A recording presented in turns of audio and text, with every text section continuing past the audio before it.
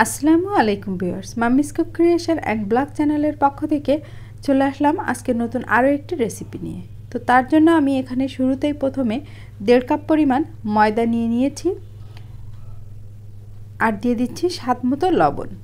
দিয়ে আমি একটু হাত দিয়ে ভালোভাবে মিশিয়ে নিচ্ছি। এরপর আমি দিয়ে দিব 2 টেবিল চামচ পরিমাণ সয়াবিন তেল।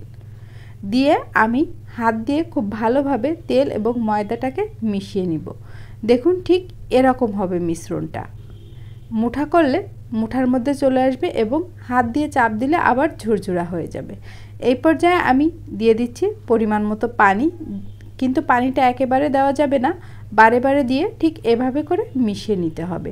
ডোটা এমন হবে যেন না শক্ত হয় না অতিরিক্ত নরম হয়, ঠিক যেমন সিঙ্গাড়ার ডোটা আমরা তৈরি করি আর কি। তো এই তো আমার ডোটা কিন্তু অলরেডি রেডি হয়ে গিয়েছে। এখন আমি এটাকে ঢেকে রাখবো 15 থেকে 20 মিনিটের জন্য। 15 থেকে 20 মিনিট ঢেকে রাখার পর আমি অফ ক্যামেরায় ছোট ছোট লেচি করে নিয়ে কতগুলো পাতলা রুটি তৈরি করে নিয়েছি। এগুলো নর্মাল রুটির চেয়ে পাতলা, অনেকটাই লুচির মতো হবে আর কি।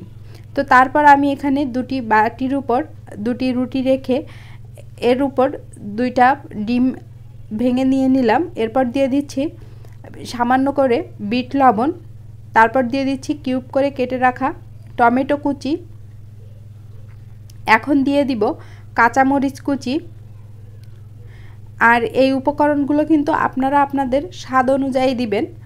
এরপর দিয়ে দিচ্ছি পেঁয়াজ কুচি, এখন দিয়ে দিব ধনিয়া পাতা কুচি। এর মধ্যে যদি কোনো উপকরণ আপনাদের পছন্দ না হয় তাহলে আপনারা স্কিপও করতে পারেন, তবে প্রত্যেকটা উপকরণ দিলে টেস্টটা বেটার আসবে। এরপর দিয়ে দিলাম সামান্য একটু চিজ, তারপর দিয়ে দিচ্ছি অরিগানোটা দিলে দারুণ একটা ফ্লেভার আসে। তো তারপর আমি হাতে একটু পানি মাখিয়ে নিয়ে এই যে আমার বাটিটার চারপাশে একটু হালকা করে ঘষে নিচ্ছি। এরপর আমি আর একটা করে রুটি দিয়ে দিব। দিয়ে আমি কিন্তু একটু চেপে চেপে এখান থেকে মিশিয়ে নিব। আর এখন এই যে ভালো করে আপনাদেরকে দেখিয়ে দিচ্ছি, এভাবে হাত দিয়ে চেপে চেপে ঠিক বাটির শেপে করে আমি এই রুটিগুলোকে কেটে নিচ্ছি। তো এখনও পর্যন্ত যারা ধৈর্য সহকারে আমার ভিডিওটি দেখছেন সকলকে জানাই অসংখ্য ধন্যবাদ। আমার ভিডিওটি যদি কোথাও একটু ভালো লেগে থাকে প্লিজ আমার ভিডিওতে একটা লাইক দিয়ে দিবেন, আর যদি সম্ভব হয় আমার চ্যানেলটিকে সাবস্ক্রাইব করে আমার পাশে থাকতে পারেন। আপনাদের একটা লাইকই আমার ভিডিওটাকে অনেকের সামনে পৌঁছে দিতে সাহায্য করবে। আর ভিডিওটি কার কাছে কেমন লাগে অবশ্যই কমেন্ট করে জানাবেন। তো এই তো আমি কিন্তু ভালোভাবে চেপে চেপে এগুলোকে লাগিয়ে নিচ্ছি যেন ভাজতে গেলে ফেটে না যায়। তো তারপর আমি এখানে কড়াইতে তেলটা গরম করে নিয়েছি। আর এই সময় কিন্তু চুলার আঁচটা মিডিয়াম লো ফ্লেমে রাখতে হবে।